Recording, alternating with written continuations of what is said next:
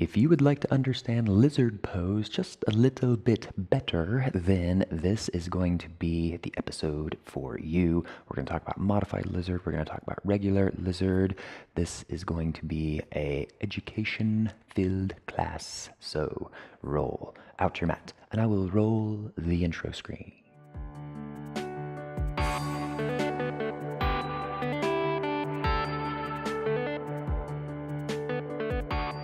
Hello, magnificent human beings. My name is Landon Slaughter. This channel is all about fixing the kinks in your yoga practice by deepening your knowledge so that you can create a truly transformative practice for yourself.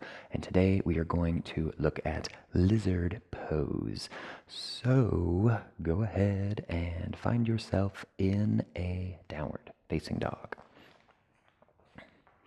Now, I don't recommend doing this posture if you're not fully warmed up because it really does get into those hips. But let's look first at a few of the things where people kind of go wrong in this pose. So we find ourselves in the base of a lunge, right? And sometimes you might not be taking too deep or deep enough of a lunge. So if you're here, kind of maybe in a shallow lunge, and you bring your hand on the inside, and then you start to kind of try to come into your lizard, you don't have enough depth to really feel anything. And this depends on your flexibility, right? Some folks, if you're in a shallow lunge and then you start to have that knee kind of come out just a little bit, opening up that hip, you're going to feel it right away. And for others, we really need to kind of deepen more. So getting a nice, really wide stance helps. So really bring that foot back, bring this foot forward.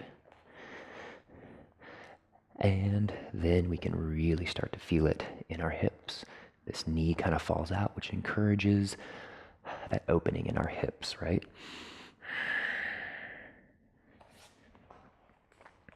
So that's kind of the first thing, is think wider stance, right? And oftentimes I see folks collapsing into one of their ankles as well, and we really don't want this. So if we are just looking at this front foot here, people will start to kind of bend through their ankle, and we don't really want this bend. So if your foot is flat on the mat, then all you need to do is just simply kind of duck that foot outward. So you're just, instead of, collapsing here first, spin it outward, place it down, and then allow this to come out. And that'll prevent you from collapsing into your ankle so much.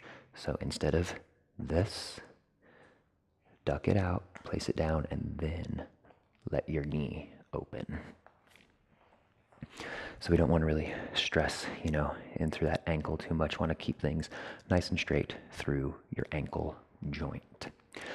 Another great way to come into this pose is by modifying, and I enjoy the modified version more than actually the full version. So here's the difference. The full version, you're up on those hands, and then you're, deepening in those hips, and this back leg is engaged, right? It's engaged, not by a lot, just by a little, enough to kind of keep a relatively straight leg all the way back.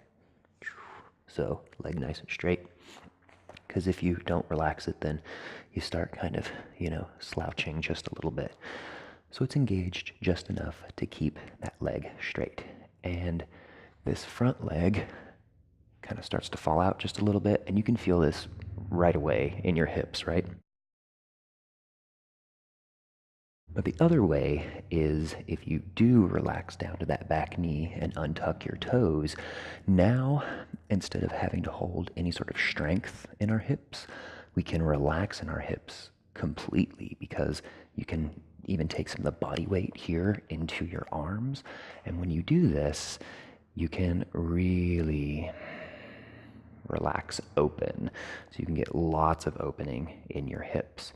And that's kind of the push and pull of yoga poses, right? Where do you engage? Where do you don't engage? Where do you, relax and all these things? So it gets a bit tricky, and this pose is a classic example of if you can just relax and let that back knee down, then you can really open up through your hips.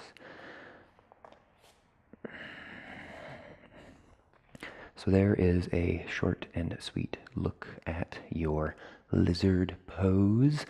Biggest things are keep that ankle straight and then try the modified version as well.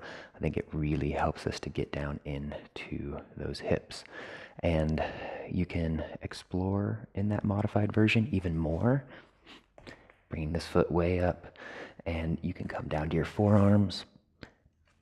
And if you're really flexible, I've seen people come down to their chest so you can get even farther and sink way in